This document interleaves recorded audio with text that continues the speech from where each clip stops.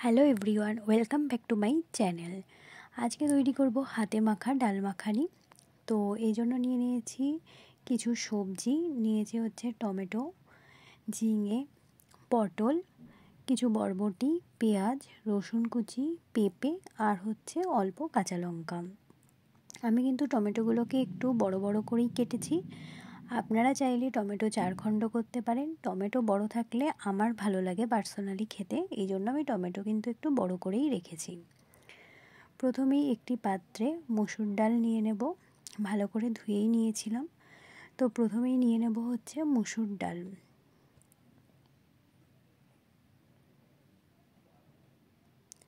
দিয়ে দেব এক এক করে কেটে রাখা সবজিগুলো। প্রথমেই দিয়ে দেব পেঁপে,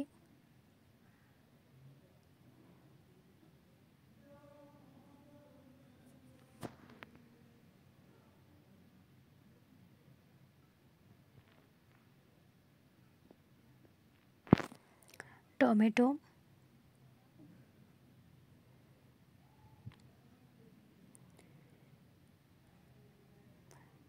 যে ঝিঙেগুলো কেটে রেখেছি সেই ঝিঙেগুলো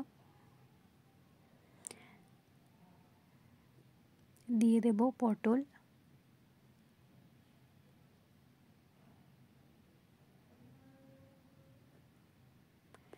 বরবটি,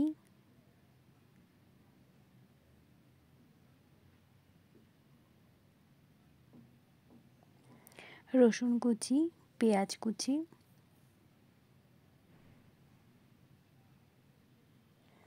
আর হচ্ছে কাঁচা লঙ্কা।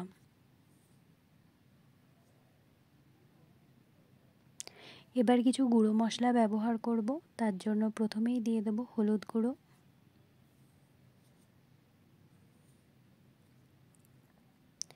দিয়ে দেব হচ্ছে জিরের গুঁড়ো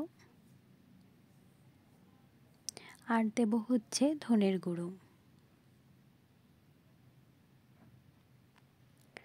পরিমাণ মতো লবণ ব্যবহার করব।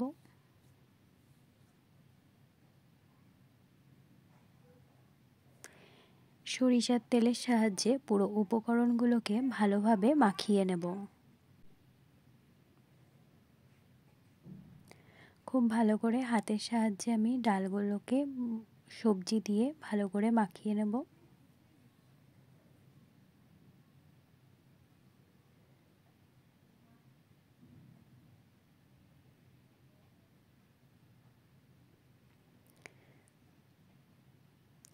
এবার ডালগুলো আমি দিয়ে দেব।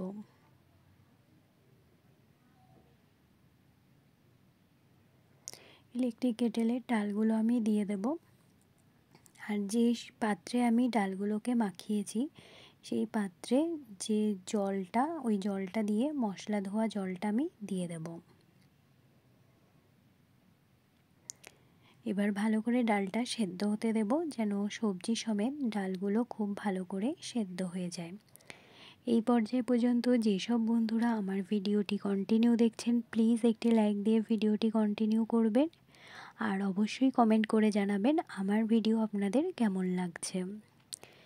এই পর্যায়ে দেখুন ডাল খুব ভালো করে ফুটে উঠেছে আর সবজিগুলোও কিন্তু বেশ ভালো করে সেদ্ধ হয়ে গেছে।